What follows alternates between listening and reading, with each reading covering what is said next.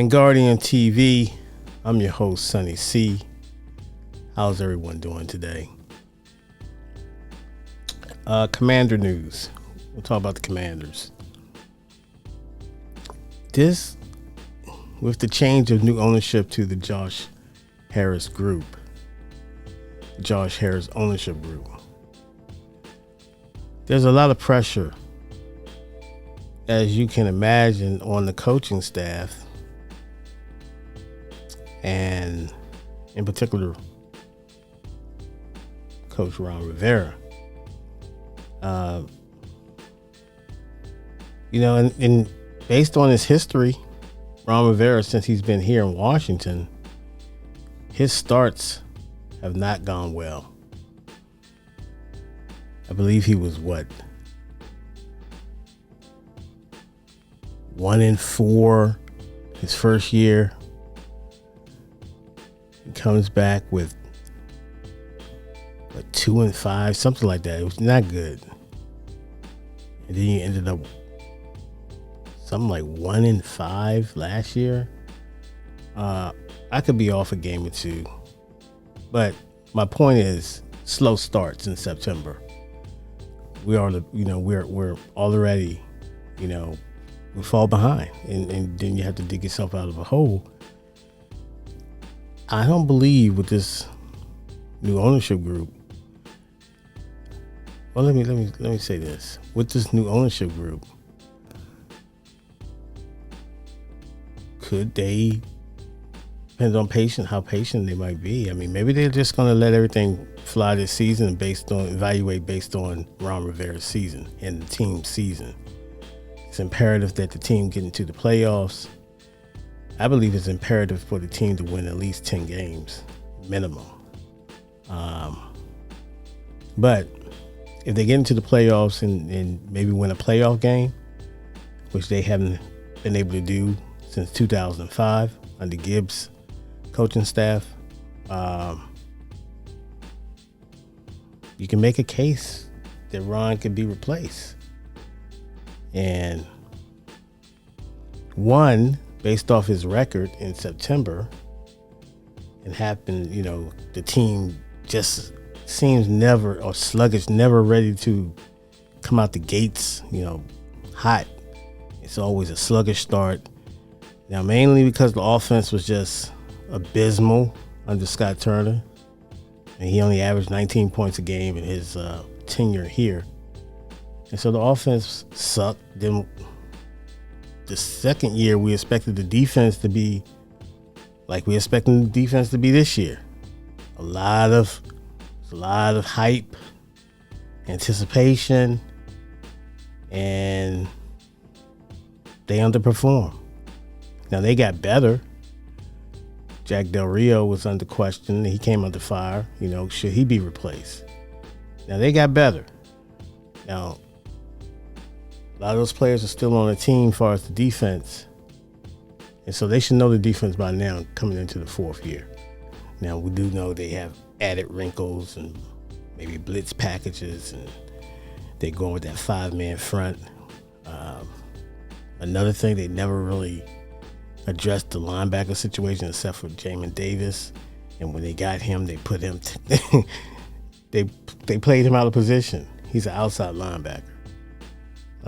But it is what it is. So he had a slow start, and now he's caught up with a legal situation with reckless driving. So we don't know if he's going to be available, because this is not his first offense of reckless driving. So if he doesn't, he was looking at jail time or something like that, and then the judge. It was something the judge revoked it because they thought they need to readdress or reexamine his condition sentencing agreement. But anyways, we don't know. Now, as I tape this or record this, I could be completely off base or completely a different scenario has developed. So give me that, stall me out of that habit. But anyways, it's let's look at their schedule. Let's peep it. I don't like to play the schedule game, but I want to peep it real quick. Now, everybody assumed that they might beat the Cardinals. The Cardinals coming in for a 1 o'clock game, flying in. I'm sure they'll come in a day or two early.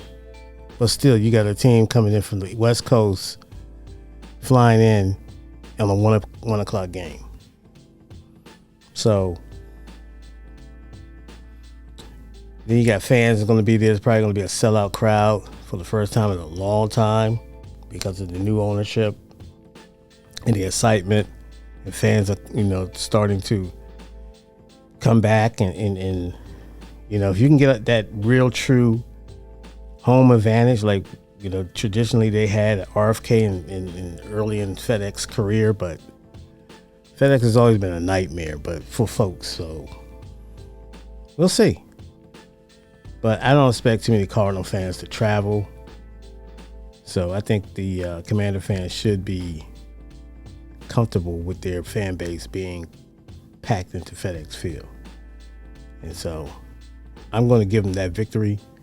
We should win that. Now they travel to Denver, the second game in Denver. Very high altitude that always can be a situation you have to, you can't prepare for that. You just got to go through it. So you never know how that will affect certain players. Let's face it.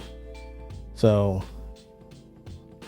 Sean Payton's coaching, and I'm sure Russell Wilson will be better. They're dealing with some injuries. Their number one receiver went down, and also their running back, I believe, went down. The severity or how much time they're going to miss is, I don't know. I'm not going to speculate, but I do know they were injured. And then after the Broncos, they will be traveling. Well, actually, they come back home and play the Bills. So far as a 1 o'clock game. So prediction on the Broncos: tough game, tough venue. 4 p.m. game, Eastern time.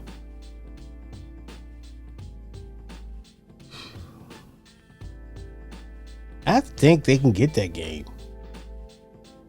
I think that game is closer than what people think. It's easy to pick the Broncos, but I really, truly think we got a rookie quarterback basically going on the road for the first time. So that comes into play. But for me personally, I think that's a game that could be had. I may be wrong, but I think they can get that one. So I'm gonna give them a 2-0 start, which would be surprising under Ron. But I'm gonna give them a 2-0 start. Facing the Bills back home, 2-0 start. It's a tough matchup. Tough quarterback, Josh Allen, Stephon Diggs in the gang. It's at home.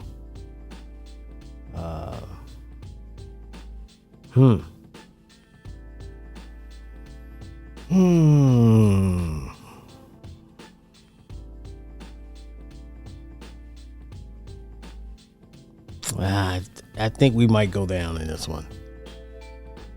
I'm trying to give them the win. I think this one might be a tough one, though. This one might be a tough one because we're going to have to keep up offensively. And I still have question marks, basically, still with rookie Sam Howell. But it's at home. But I'm going to go with the Bills. I hate to do it. I think they eke it out. I think they eke one out with a field goal late in the game. or overtime, whichever. I think they get that one. Hate to say it. And then we travel 95 North, just up the road, to Philadelphia to play those Philadelphia Eagles at the Link. Rivalry game. We went up there last year on Monday night while they was undefeated and stunned them. They're going to be looking for revenge. You know that. But I like our matchup against them. Tough environment for a rookie quarterback.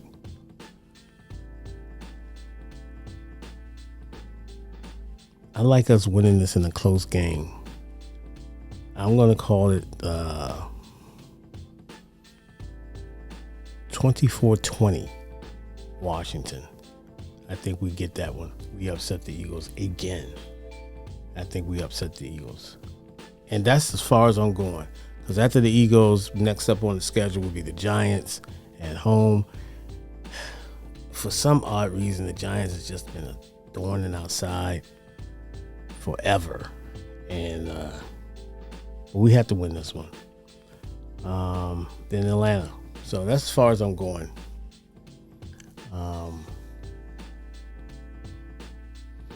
Pivotal year for Ron Rivera. Pivotal. So